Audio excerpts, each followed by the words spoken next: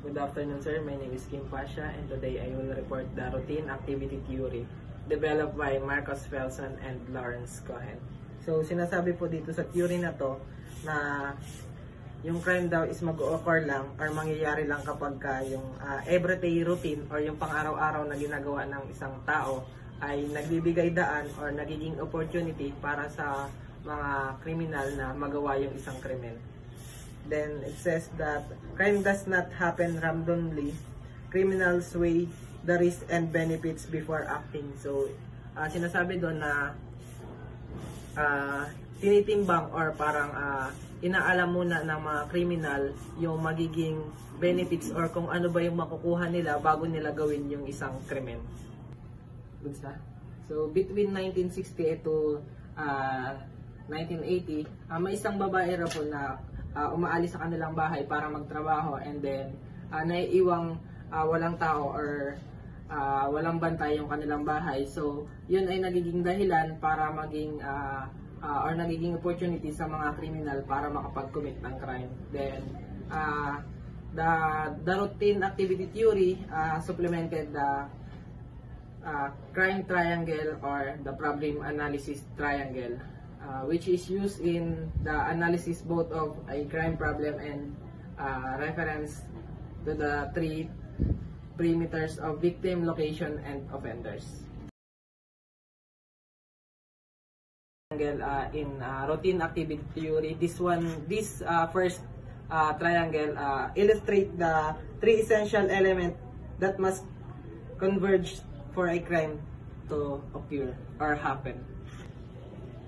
So, the second triangle is the problem analysis triangle, as this triangle control or prevent the crime to happen or to occur. Elements of routine activity theory. So, may tatlong routine elements sa activity theory. The first one is suitable target, then motivate offender, then lack of capable guardian. So, dito muna tayo sa suitable target. So, sa suitable target, pwede itong maging bagay, lugar, or tao. So, merong criteria or characterize yung para makapili ka ng suitable target. Ito ay ang value, inertia, visibility, and accessibility. So, itong apat na to is ito yung nagiging criteria para pumili or para makapag-commit ng crime yung isang offender. First one is yung value. So, tinitimbang nila or wini-weigh nila kung gaano ba kalaki or kaliit yung makukuha nilang bagay or benefits sa gagawin nilang crime. Then sa inertia naman, ito yung physical aspect ng property or ng person. Kung madali ba nilang makukuha yung isang bagay. For example, mas madaling kunin ang isang wallet kaysa sa isang kotse. Pangatlo is visibility, which indicates that the person or property for attack. So this one is kung mabilis lang ba or mabilis lang bang makukuha yung isang bagay o yung isang property. Then the last one is accessibility, which increase the risk of attack. So alam naman po natin na kapag mas mabilis makuha or ma-access ang isang bagay or property, mas mabilis itong manakaw or makuha ng iba. So, sa number 2 naman, lack of capable guardian. To prevent the crime from happening. So, capable guardian is anything, either a person or thing that discourage crime from taking place. This can be formal or informal. So, sa pangalawa naman, sa lack of capable guardian, dito naman, alam naman natin na kapag walang bantay or basta lang nakalagay ang isang bagay kung saan madali lang po itong makuha or madali lang makapag-commit ng crime ang isang offender. So, Yung capable guardian is maaaring maging police patrol, security guard, lock, fence, or light. So, syempre, alam naman natin na kapag may police or by guard ang isang lugar, hindi basta-basta makakagawa ng crime ang isang offender. Ang pangatlo naman is motivated offender. So, ito na yon, ang gumagawa ng crime or nagkukumit ng crime. So, bakit nga ba nila, syempre may mga dahilan kung bakit nila nagagawa or bakit sila nakakapag-commit ng crime. Una is gain and need. So, dahil sa kahirapan or dahil sa pangangailangan nila, kaya sila nakakagawa ng crime. So, meron pang society, experience, environment, and belief. So, sa society, experience, and environment naman, dito naman napapaloob yung peer pressure or lack of education.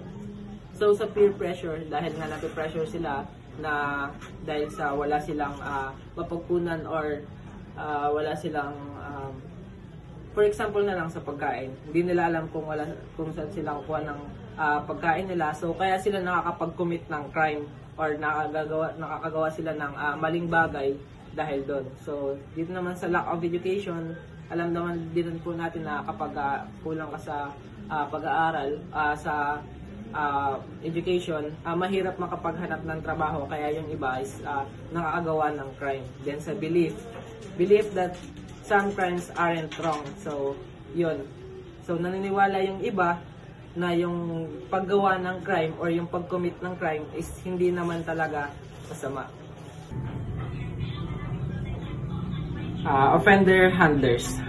Offender are strongly influenced by people that matter. So, ito yung offender handlers. Ito yung mga nagko-control or nag-i-influence sa mga offender para hindi nila magawa or hindi nila i-commit yung crime. Tulad, nandito nakalis yung parents, spouse, peer, teacher, or coach, probation officer. So, ito yung mga tao na to, sila yung nagmo-motivate or nag-i-influence sa isang offender para hindi niya i-commit yung isang crime. Then, place manager. So, place manager are something watch and manage by caretakers. So, sa place manager naman, ito naman yung nagmamanage or parang tumitingin sa isang lugar or sa isang bagay.